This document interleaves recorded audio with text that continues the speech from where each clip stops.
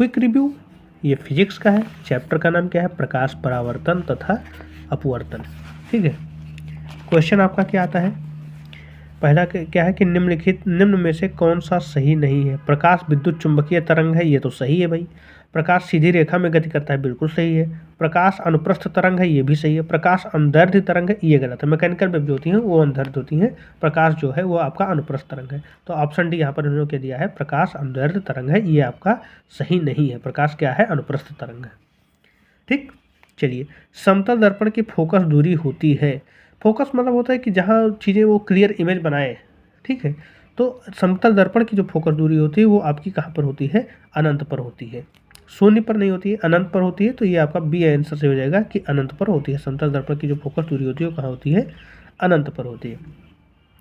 फिर समतल दर्पण द्वारा निर्मित प्रतिबिंब का आवर्धन होता है। तो देखिए, आवर्धन का मतलब होता है कि बढ़ाकर या घटाकर दिखाना। तो आवर्धन मतलब वैसे मैग्निफिकेशन होता है, इंग्लिश होता है उसका। आवर्धन मतलब होता है बढ़ाकर दिखाना।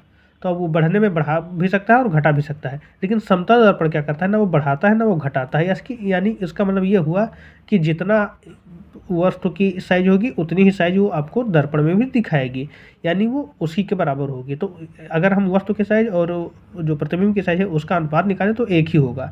तो क्या होता है? समतल दर्पण द्वारा निर्मित प्रतिबिंब का आवर्धन होता है, एक होता है। मतलब वो बढ़ाता घटाता नहीं, वो वही रखता है। तो आपका क्या हो जाएगा? ऑप्शन ए इसका राइट आंसर हो जाएगा, एक होता है। ठीक है।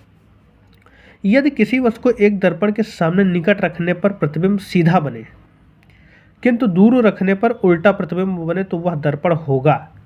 श्योर सी बात है, जब आप उत्तल दर्पण और अवतल दर्पण में पढ़ते हैं तो उसमें आप देखते हैं कि अवतल दर्पण, खासकर अवतल दर्पण, यहाँ पर जो इन्हें क्वालिटी दी है वो अवतल दर्पण का है। अवतल दर्पण में क्या होता है कि जैसे जैसे वस्तु को हम पास लाते हैं और ध्रुव जो होता है आपका, ध्रुव और इसके अतिरिक्त जो आपका होता है मुख्य फोकस, उसके बीच में जब हम रखते हैं तो वो क्या होता है? जो स्थिति होती है वो पीछे बनती है और सीधी बन जाती है। लेकिन जैसे जैसे हम दूर लेकर जाते हैं वो जो प्रतिबिंब बनता है वो आपका उल्टा बनता जाता है। तो अवतल दर्पण की एक खासियत होती है। ठीक है। चलिए अगला देखते हैं कि अवतल दर्पण के फोकस पर रखी वस्तु का प्रतिबिंब बनता है।